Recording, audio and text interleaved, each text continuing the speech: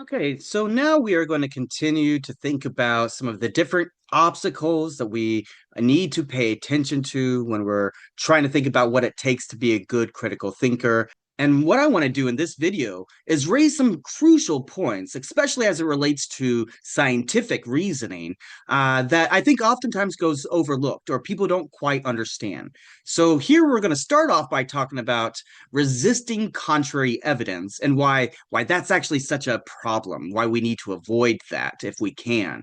And as it relates to the scientific thinking, the scientific method, this is absolutely fundamental. See, what happens in science is different from what I think a lot of people take science to be. Science is not a project of trying to prove some hypothesis. Science is not in the business of trying to prove some theory is true.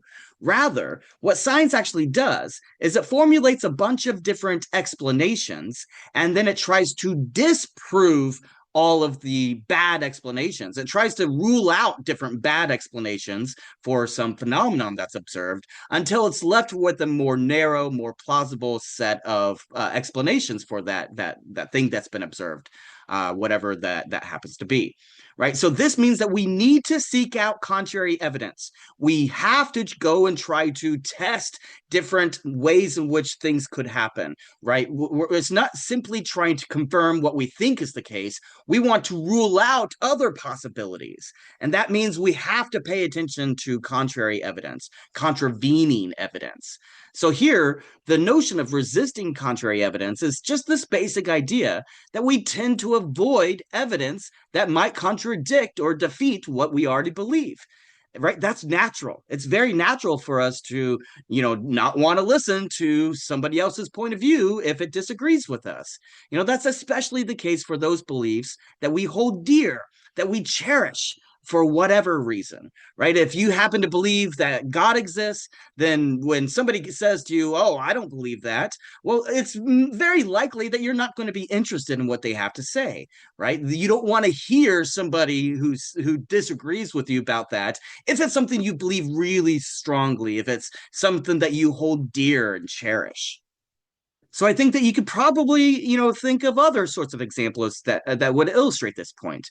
Maybe, for instance, if you believe, that abortion should be made safe and widely available to pregnant people, right? If you're against prohibitions on abortion, if you're for a pro-choice position, then you may simply reject other people's beliefs simply because you don't want to hear what they have to say, or vice versa, right? If you're pro-life, if you think that the fetus is a person from the moment of conception, then whenever somebody presents an argument that says abortion should be permissible, even if you accept that the fetus is a person, you may not even want to hear what they have to say. You may not be interested in listening to those points of view simply because you hold that view very dearly. It's very sort of cherished in your own mind.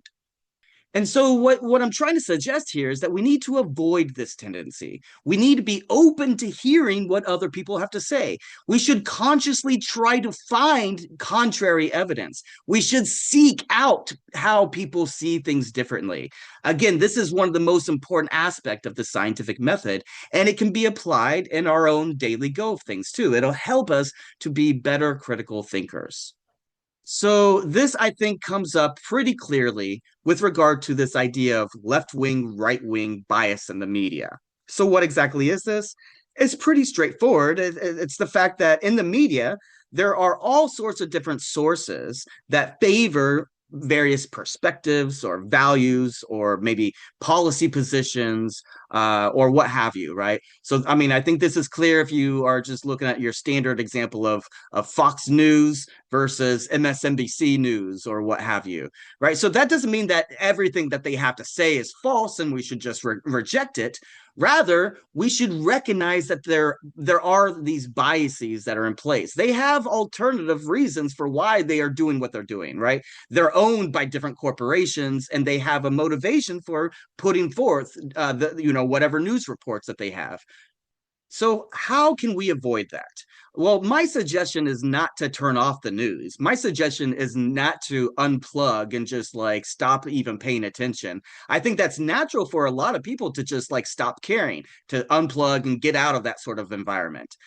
However, I think a better solution is just to, actually seek out the views that you disagree with, right? If there are people out there making certain claims, try to understand what reasons they have for those claims. If Fox News is out there, saying a bunch of things in favor of Trump's new position about X, Y, or Z, then actually seek out what are the reasons for that. What agenda do they have in place?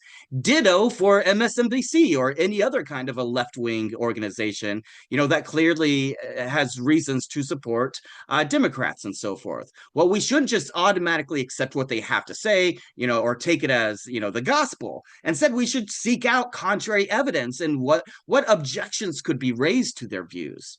Another way of doing this is to actually just seek out more sources. Don't rely upon the same news agencies, but instead try to find alternative news sources, people that may be taking a position that's less biased in this sort of way.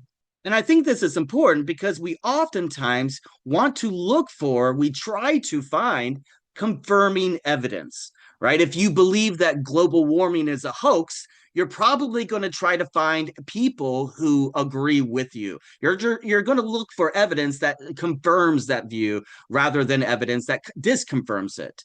Likewise, it's the other way around too. If you believe that global warming is true and it's something that we should take seriously, you're likely going to look for evidence that confirms that belief rather than evidence to the contrary. But the fact of the matter is that we should be seeking out disconfirming evidence. When we fail to try to find evidence that would be an objection to our own views, that's a kind of bias. That's called confirmation bias.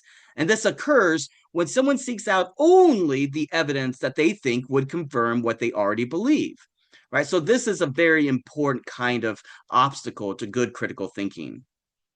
This kind of bias can actually be strengthened when we're confronted with disconfirming evidence. Oftentimes, we might think, well, that's just an outlier, or, that can be dismissed because of maybe we don't trust the source, right? So if Fox News has some article that they're talking about, I might just simply say, well, you can't trust it because it's Fox News.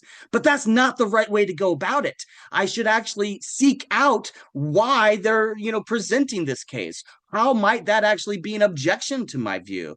And now, maybe there is some reason to reject what they have to say, but I can't simply reject it because it comes from Fox News. So there's actually lots of different examples that I want to try to consider here. So here's one example. Imagine somebody reads an article online, maybe they find it on social media, and that article says that whenever you eat late right before you go to sleep, maybe it's late at night, like at midnight, you have a midnight snack. Whenever you do that, it's more likely you're going to gain weight. And so this person thinks to themselves, you know what? I think that's right. Because every time I eat late, whenever I have a midnight snack, I always seem to put on a few pounds. Right. So they're sort of recognizing this idea, and it seems to be already confirming what they believe. Now, when they're confronted with evidence to the contrary, maybe for instance, they have a bunch of snacks and they actually lose weight over the course of a week or two. Maybe they don't realize that that's because they're walking a lot more during the day, or maybe because some other thing has happened in their routine, or maybe they're actually ill and that's the reason why. So they dismiss all those other reasons and they just simply think to themselves, oh, that can't possibly be the case. Maybe they reject those sorts of counterexamples and they think to themselves, well, I still believe that when you eat late midnight snacks, then you're gonna gain weight, even though they have these counterexamples. Or consider another example where maybe a psychologist is performing some research, some experiments where she's trying to find out whether or not meditation will actually reduce stress. And so she does a bunch of different experiments, and she's got some data that seems to suggest that yes, when you go through some meditation, this does in fact reduce stress. And then she reads some other articles where some data was presented that shows that actually meditation doesn't do that much to reduce stress. It's not a good stress reducer. And so this psychologist thinks to themselves, well, that's just an outlier. That can't possibly be right because I've done this other research. And then a third sort of example that I think is really helpful here are examples of vaccines. When a lot of times, parents nowadays, it seems, will believe that vaccines are harmful or bad because they happen to see some report where a child may have had a bad reaction. And so they think to themselves, I'm not going to have my child vaccinated because of this other report where somebody got sick after a vaccination, even though there's huge amounts of data to the contrary. They don't really care. They don't seek out that data. In fact, even if that data was presented to them, they might actually reject it. So one of the reasons why I think these sorts of examples matters quite a bit is because confirmation bias shows up quite a bit in social media, right? So I want you to think about how discussions that occur on social media, on TikTok, on YouTube, or on X or Twitter or whatever, even on Blue Sky, whatever it is now. I want you to think about how these things happen, how these show up in our social media. Because as it turns out, oftentimes these particular biases become very problematic insofar as they're what happens to be immediately available to us. And this is another kind of problem that's called availability error. This fallacy or this bias happens, it occurs when someone relies upon the evidence merely based upon the fact that it's available to us, right? It's something that happens to be memorable, something that's striking. And when you are thinking about the things that you come across on social media, these platforms are based upon algorithms that are designed to get people to like it or designed to get you to watch it. They're designed to basically keep you interested, right? So they're going to involve a kind of moral outrage. They're supposed to get you upset. They're supposed to be memorable, right? We can probably think of all sorts of examples. And this is something that we've known for quite a while. Just think about the way commercials work. Think about the way slogans and jingles work, right? So, for instance, McDonald's for a long time has this little jingle that says, I'm loving it. Right. You hear it in commercials all the time. All sorts of different commercials do this. Why do they do it? Because of availability error, because that's something that is right there in front of us, right? You're being forced to watch these commercials. Likewise, on social media, it's designed to get you to pay attention, to be striking, to get you alarmed, or to be memorable in some way. And I think that that's particularly problematic when we consider things like moral outrage. And that's related to another kind of obstacle to good critical thinking, this other sort of cognitive bias that's called motivated reasoning error. And now, this occurs when someone is motivated by the desire to justify or to prove something that they believe is true, rather than to find out what the truth actually is. But this is a kind of desire indicating virtue rather than a truth indicating virtue. Now, that might be a little bit difficult to parse apart. So I want to try to explain it with an example that comes from philosophy. So this particular example that I'm going to read for you comes from Angela Minelovici in a book where she's talking about this distinction between truth indicating virtues and desire indicating virtues. And I think it's going to help here. So she says, a particular epistemological theory that defeats skepticism has a kind of desire satisfying virtue. It's something that we want to be true. We would like to defeat skepticism, so we have reason to desire a theory where that would be the case, a theory where it would say skepticism is false, right? That's something we want to have happen. But absent any independent reason to think that skepticism can actually be defeated, that an epistemological theory can defeat skepticism is not evidence for its truth. So it's not a truth indicating theory. Right? So the mere fact that we want these things to be the case, that we desire for them to be the case, is not evidence for them actually being the case. It's not evidence for the truth of it, right? So when you come upon different things that you see on social media, on TikTok, on Blue Sky or Twitter or whatever, the mere fact that you get all upset and you think, oh yeah, this is terrible, that's not evidence for or against the truth of that particular claim, that particular belief. Now, another sort of error is called homophilia error.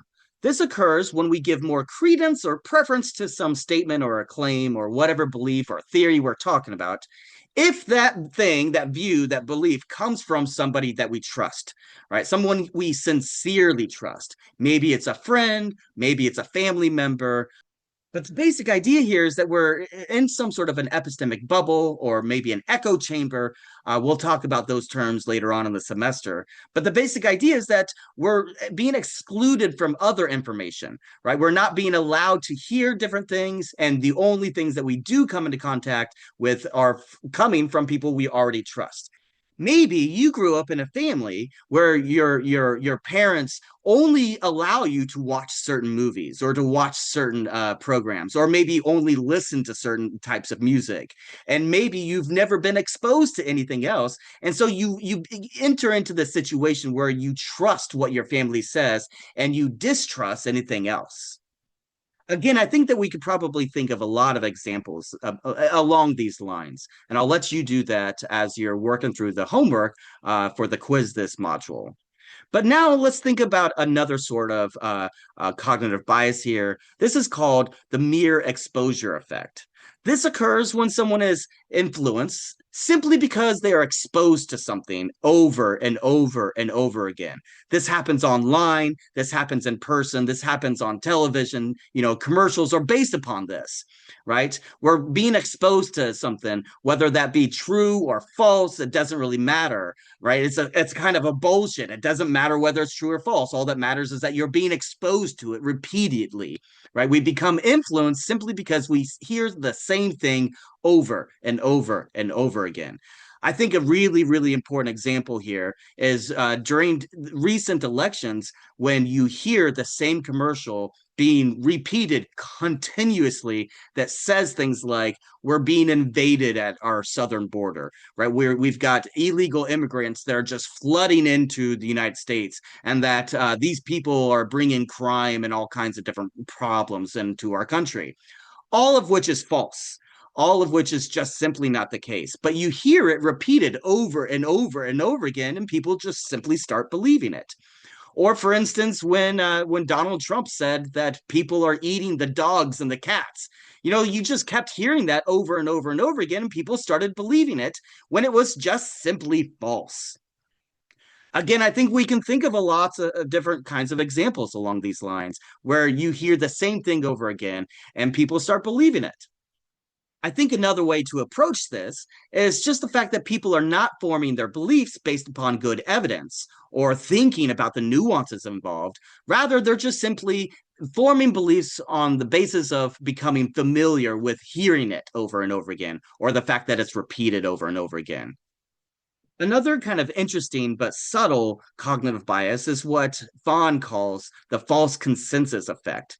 Basically, this occurs when someone, for any sort of reason, actually overestimates the degree in which other people share their views. Other people have the same beliefs and attitudes as they do, right? They just typically think, well, I believe this thing, so probably everyone else does too.